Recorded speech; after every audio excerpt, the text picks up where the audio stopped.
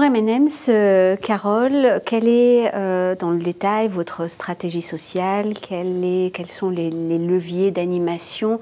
On l'a compris, ça doit être aussi un peu dans le même registre que pour la marque Fanta. Il faut que ça soit délirant et on a vu les fameux personnages s'éclater, si je peux me permettre. Comment ça s'articule chez vous? Comment ça s'orchestre? Alors, effectivement, pour nous, Facebook, on va dire, c'est le média pour toucher les 13-25.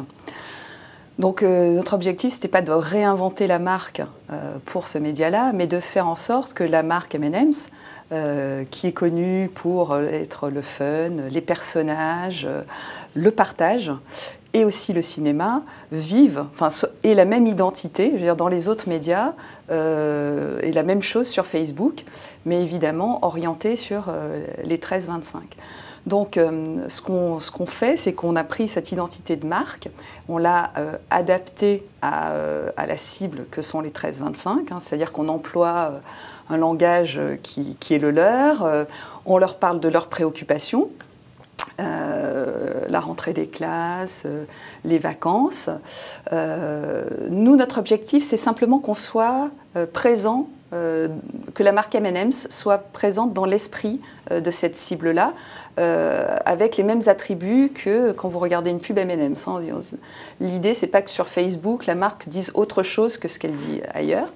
Donc, on fait toujours très attention à ce que le contenu qu'on y met soit vraiment celui de la marque. On leur réserve bien sûr des exclusivités parce que le côté d'être fan d'une marque, c'est de vouloir avoir la primeur. Donc par exemple, là, on lance un nouveau produit qui s'appelle M&M's Intense, un nouveau M&M's au chocolat noir. Les fans ont connu l'existence du produit avant tout le monde, avant les médias. Et puis on a développé, alors M&M's c'est depuis toujours lié au cinéma. C'est dû au fait que ça a été une des premières marques à être vendue en cinéma. Exact. Et donc, comme le cinéma fait partie de l'ADN de la marque, sur Facebook, on parle aussi cinéma avec M&M's. Donc, on fait des partenariats de films.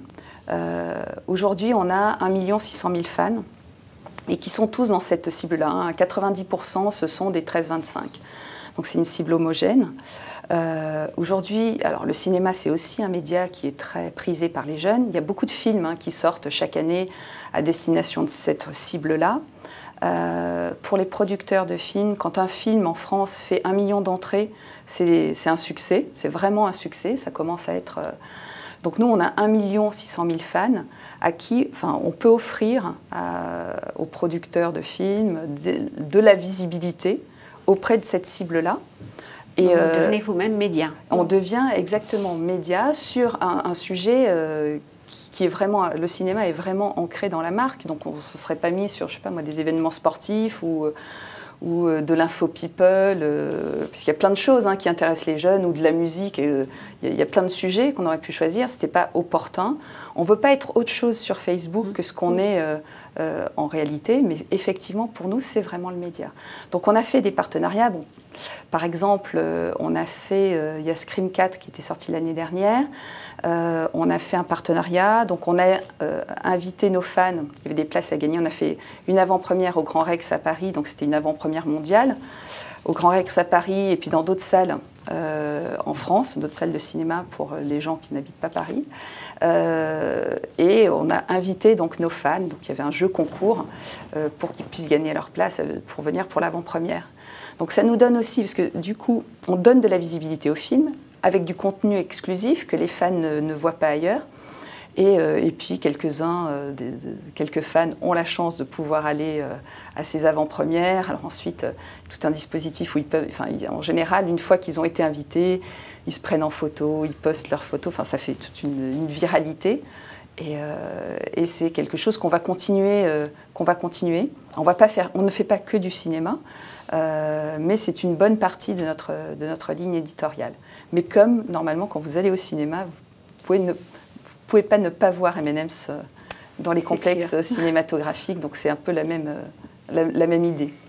Est-ce que vous mesurez l'efficacité de ces opérations réalisées sur les réseaux sociaux? Alors, effectivement, comme le disait Arnaud, c'est un nouveau média, Facebook. On n'a pas encore tous les outils qui nous permettent de mesurer l'efficacité comme on l'a sur la télé.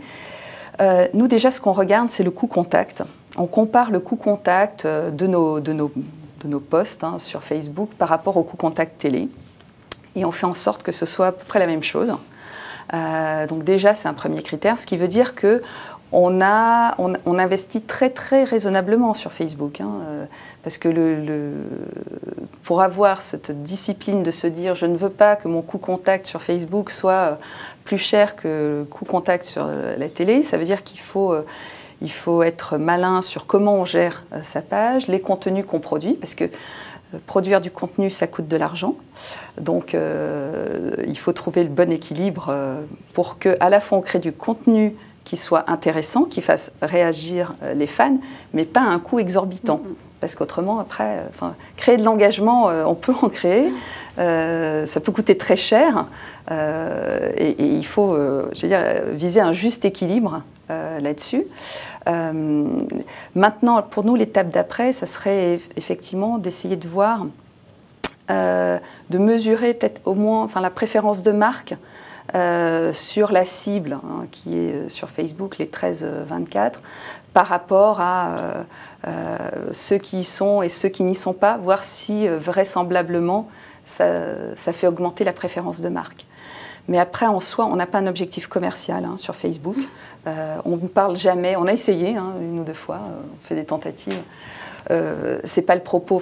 Sur Facebook, les personnes sont entre potes. Donc la marque, c'est un ami parmi les autres.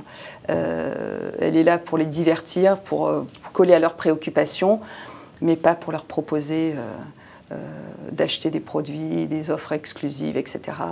Ça ne fonctionne pas. Donc voilà, mesurer la préférence de marque auprès de ceux qui sont dans notre base fan versus ceux qui n'y sont pas et voir si réellement ça aide à faire la différence. Évidemment, on a le sentiment que ça le fait parce qu'on a une base fan qui est très active. Chaque fois qu'on met un post sur la marque, on va dire en moyenne, on a 200 000 fans qui interagissent. Ça peut monter jusqu'à 500 000. Là d'ailleurs, on avait l'avant-première de la pub télé sur le lancement de M&M's Intense dimanche dernier.